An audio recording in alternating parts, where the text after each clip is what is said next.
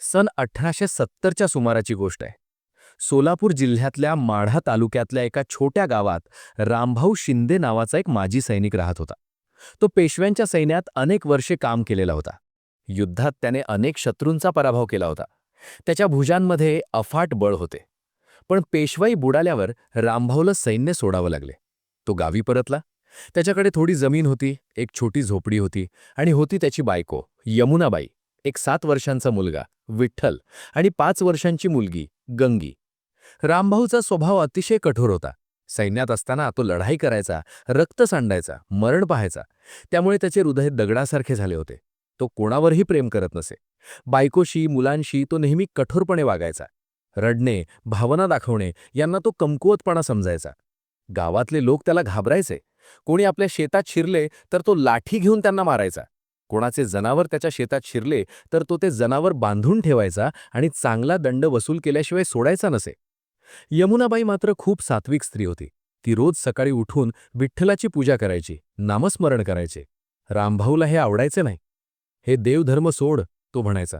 शेतात काम कर, देव काही जेवायला घालत नाही. यमुनाबाई गपचूप राहायची, पण आपली पूजा सोडायची नाही. एके वर्षी गावात भयंकर दुष्काळ पडला. पाऊस आलाच नाही.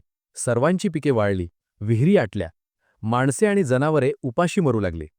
रामभाऊने आपल्या शेतात एक जुनी विहीर खणली होती. त्यात थोडे पाणी होते. त्याने विहिरीवर दगड रचले आणि कोणालाही पाणी घेऊ दिले नाही. गावातले लोक त्याच्याकडे आले. रामभाऊ, आमच्या मुलांना पाणी द्या, ते मरत आहेत. मी का देऊ? माझे पाणी आहे, माझ्या मुलांसाठी आहे, तो कठोरपणे म्हणाला. एका म्हाताऱ्या बाईने त्याच्या पायाशी लोळण घेतली. बाबा, माझी नात मरतीये, एक घागर पाणी द्या. चल निघून येथून, रामभाऊने तिला ढकलले.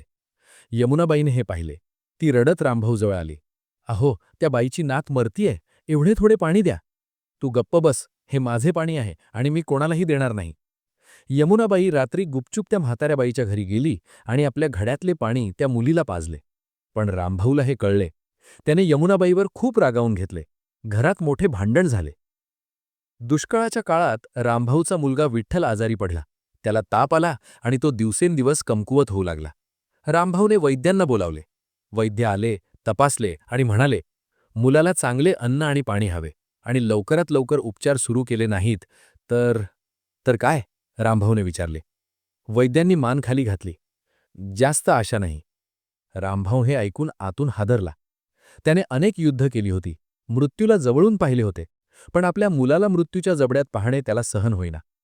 त्याने महागड्या औषधांसाठी आपली जमीन गहाण टाकली, पण विठ्ठल बरा होईना. यमुनाबाई रात्रंदिवस विठ्ठलाची सेवा करत होती. ती रडत रडत देवाची प्रार्थना करत होती. विठ्ठला, माझ्या मुलाला वाचव. माझ्याकडून चूक झाली असेल तर मला शिक्षा कर, पण माझ्या बाळाला वाचव. हे रामभाऊ पाहत होता. त्याचे डोळे ओले झाले, पण त्याने अश्रू गाळणे हा कमकुवतपणा समजून रडायचे थांबवले. एक दिवस लहानगी गंगी बाबाच्या जवळ आली आणि म्हणाली, बाबा, दादाला वाचवायचे असेल तर स्वामी समर्थांकडे चला. रामभाऊने तिच्याकडे पाहिले. ती इतकी निर्भयपणे बोलत होती. कोण स्वामी समर्थ? त्याने विचारले. अक्कलकोटचे महाराज, ते सर्वांचे दुखणे बरे करतात, आई सांगायची. गंगी म्हणाली. बकवास आहे, असे कोणी नसतं. बाबा, गंगेने त्याचा हात घट्ट धरला. दादा मरेल, प्लीज चला.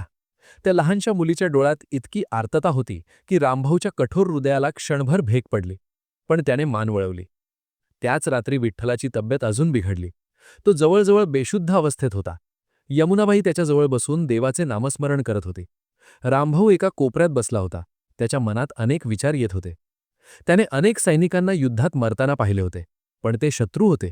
हा त्याचा स्वतःचा मांस रक्ताचा मुलगा होता. मध्यरात्री जेव्हा यमुनाबाई झोपी गेली तेव्हा रामभाऊ विठ्ठलाजवळ गेला.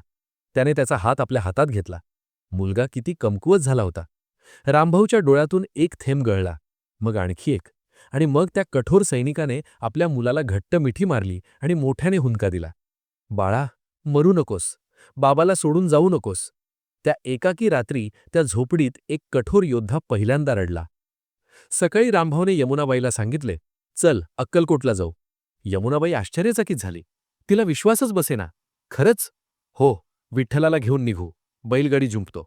पण अहो, तुम्हाला तर स्वामीजींवर विश्वास. विश्वास नसला तरी चालेल, प्रयत्न करायला काय हरकत आहे? गंगी आनंदाने उड्या मारू लागली. यमुनाबाईने विठ्ठलाला हळुवारपणे बैलगाडीत ठेवले आणि ते अक्कलकोटच्या दिशेने निघाले. प्रवास लांब होता. उन्हाळ्याचे दिवस होते. रस्त्यात उकाडा असह्य होता. विठ्ठलाला ताप चढत होता. एका गावात त्याने थांबायचे ठरवले. तेथील एका शेतकऱ्याने विचारले, "कुठे निघालात?" "अक्कलकोटला, स्वामी समर्थांच्या दर्शनाला," यमुनाबाई म्हणाली. शेतकऱ्याचे डोळे आदराने भरले. "स्वामी समर्थ, मोठे महात्मे आहेत ते. माझ्या म्हाताऱ्या आईला त्यांनी बरे केले होते. थांबा, मी तुम्हाला जेवण देतो आणि मुलाला थंड पाणी देतो." त्या शेतकऱ्याच्या प्रेमाने रामभाऊच्या मनात एक नवा विचार आला. हा माणूस आपल्याला ओळखत नाही तरी मदत करतो. मग मी गावातल्या ओळखीच्या लोकांना का मदत केली नाही? पुढच्या गावात एक म्हातारा बैलगाडीच्या रस्त्यात पडला होता. उन्हाने त्याला चक्कर आली होती. आजूबाजूचे लोक जात होते, येत होते, पण कोणी थांबत नव्हते. रामभाऊने गाडी थांबवली. तो खाली उतरला आणि त्या म्हाताऱ्याला सावलीत नेले, पाणी पाजले. म्हातारा शुद्धीवर आला. "बाबा, तुम्ही माझे जीव वाचवलेत," म्हातारा म्हणाला. रामभाऊला आतून एक वेगळेच समाधान वाटले. हे समाधान त्याने यापूर्वी कधीच अनुभवले नव्हते. युद्धातील विजयापेक्षाही ते वेगळे होते.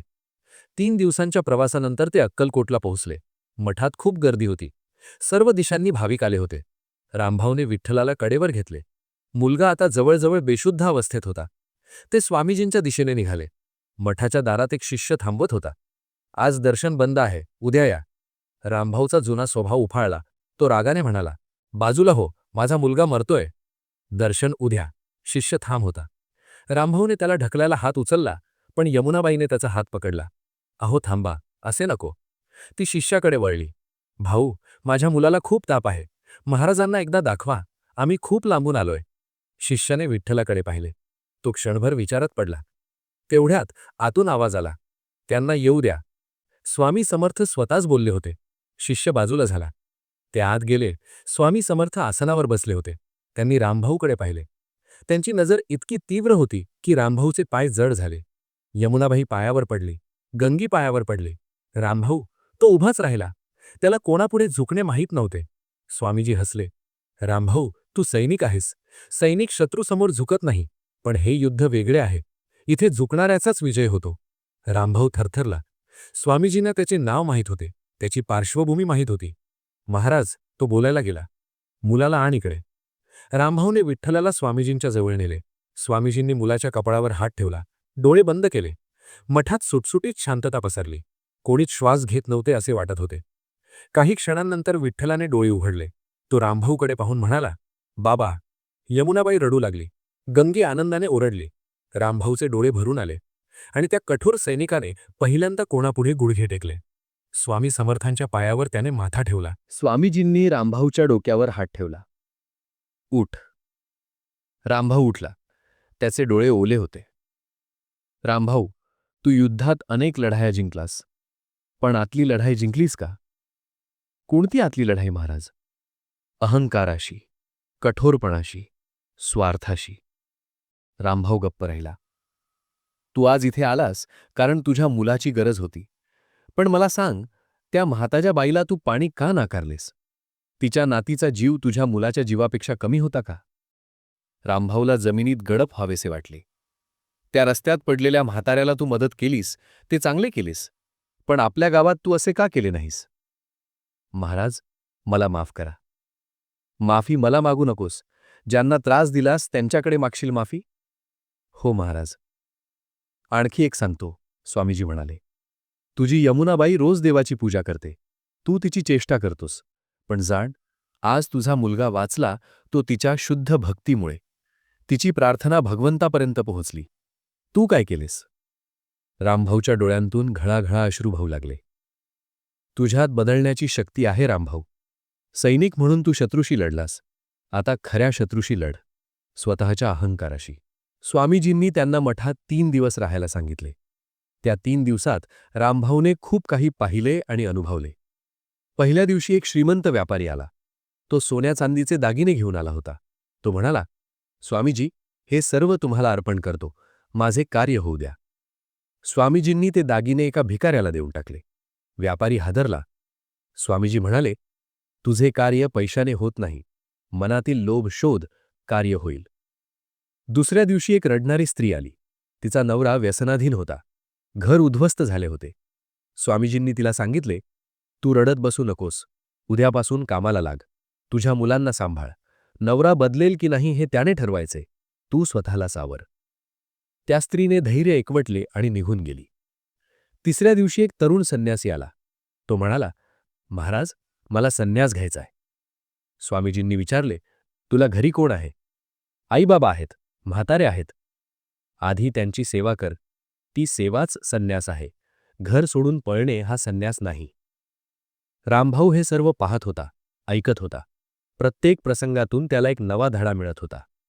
त्या 3 दिवसात त्याच्या आयुष्याची संपूर्ण दिशाच बदलली. ते गावी परतले. विठ्ठल आता पूर्णपणे बरा झाला होता. गंगी आनंदाने गाणे गुणगुणत होती.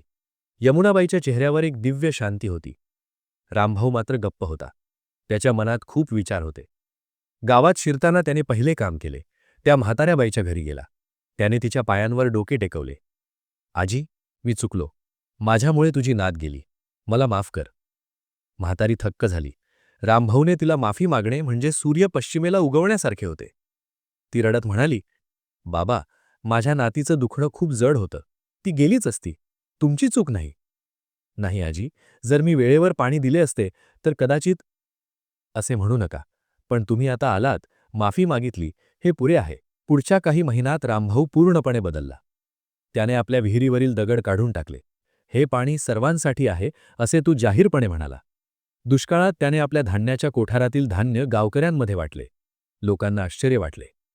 एक दिवस 2 तरुणांमध्ये मारामारी झाली. गावकरी घाबरून पाहत होते.